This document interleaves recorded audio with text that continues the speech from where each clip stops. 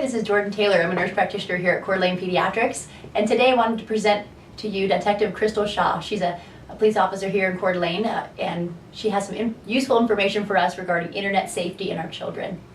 Thank you, Detective Shaw. Thank you. So I've been with the Coeur d'Alene Police Department for 10 years now, and I investigate crimes against children, and I've been doing that for 6 years. And today, in the few minutes that we have, I hope to educate you on some of the concerns that our children face today online, as well as with digital media. And I hope that you get information so you can help your children be safer and smarter online. See, if you have a child, at any age really, then you're facing more problems than you even knew existed. Are kids different today than they were 20 or 30 years ago? No, not really. It's just they have a different platform to communicate from, and that's the internet. Now, if your child is already connected online somehow through their smartphone or tablet or gaming device or a laptop, and you've yet to have any discussions about rules and responsibilities, don't worry, you're not too late. You as a parent or guardian can make a difference. See, when your child gets their driver's license, do you hand them the keys to the car and say, good luck? No, you don't. So why would you hand them access to the entire world without going over guidelines, responsibilities, and rules? See, the internet today isn't just a dangerous playground. It's also a wonderful tool that we use each and every day. We use it for work, for school, and for keeping in touch. What you need to realize is, as a parent, that you are not only responsible for your kids in this digital world, but you have an obligation to make sure that they are safer and smarter. The first way that you can do that is to communicate with them. Opening up the lines of communication with your child really allows for a greater response for them to come to you if they have a problem or if they find themselves in an unsafe situation. When you signed up for your cell phone or your tablet, you had to sign a contract, right? Well, why wouldn't you have your kids sign a contract too?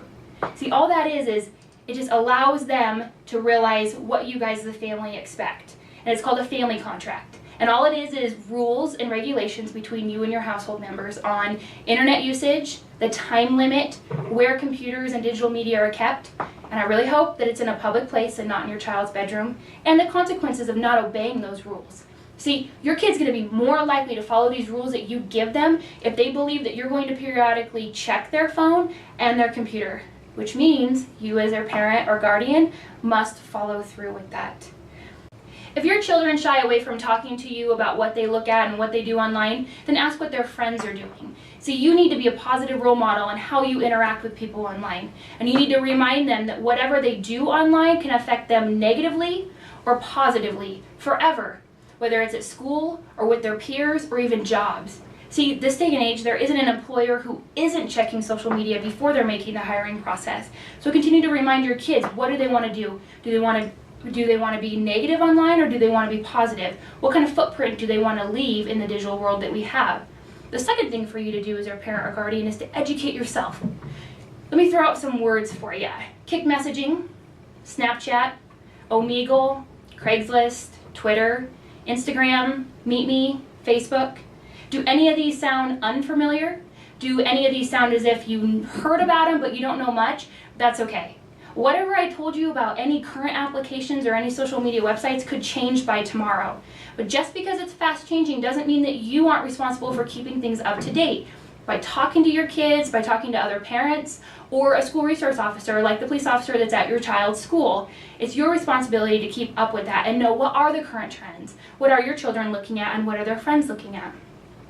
If you aren't the most technologically savvy person in your household, which if you have a child, you probably aren't, don't fret. You can contact your internet service provider and you can ask them about filters that you can use for your family or parental controls. There's also software out there that you can put on any digital media that you have, whether it's a tablet or a cell phone or a computer. If you're concerned about stuff that your children are looking up, it will actually send you information, whether it's by text message or email, notifying you that something inappropriate was either searched or a website that you would actually put on there that wasn't a good thing for your kids to look at. They're going to notify you of that.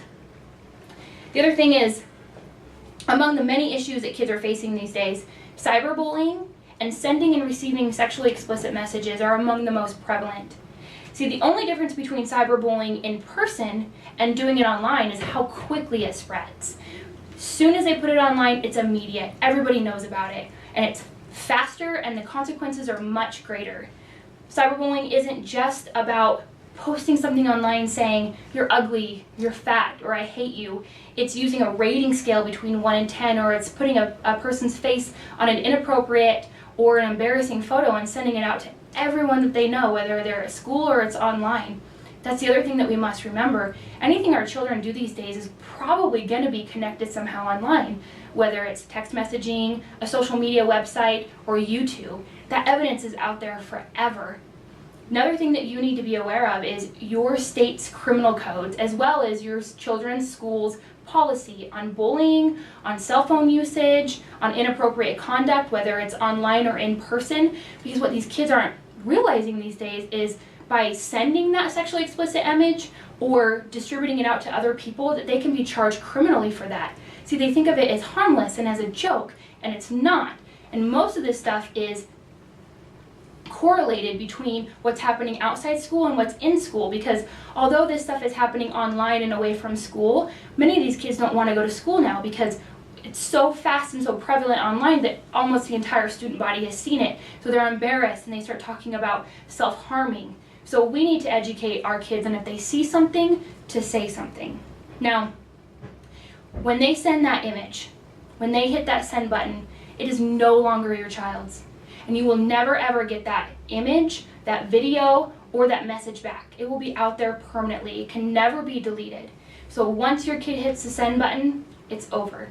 And they have no more cause to think that it's theirs and it's out of their hands. Now, you as a parent or guardian, what if you see a problem with your child or someone else's child? Here's what I need you to do, is don't respond. The second thing is try and block anybody who's causing harassing or inappropriate messages to your child, whether it's on the phone or social media website. And then the next thing to do is report it. But there's multiple ways that you can report it. You can report it to the website itself. A lot of websites these days have report abuse buttons, or they have a tab that's like a help tab, and you can put the problem on there, or contact your local law enforcement agency and file a complaint, or you can even file a complaint online with the National Center for Missing and Exploited Children. Those are just some of the ways that you can report it. Another thing is don't delete the evidence. No matter how embarrassing it is to you or your family or your child, or it's inappropriate, or you're worried about them getting in trouble, that is evidence, and that needs to be preserved. Whether it's messages, pictures, or video, that needs to be saved, because that digital media might have to actually be seized and then reviewed for any sort of evidence. Your child's account could be taken over by a police officer for further investigation or apprehension of a suspect. Now, with all the information I've given you, what if you have yet to have a conversation like this with your kid?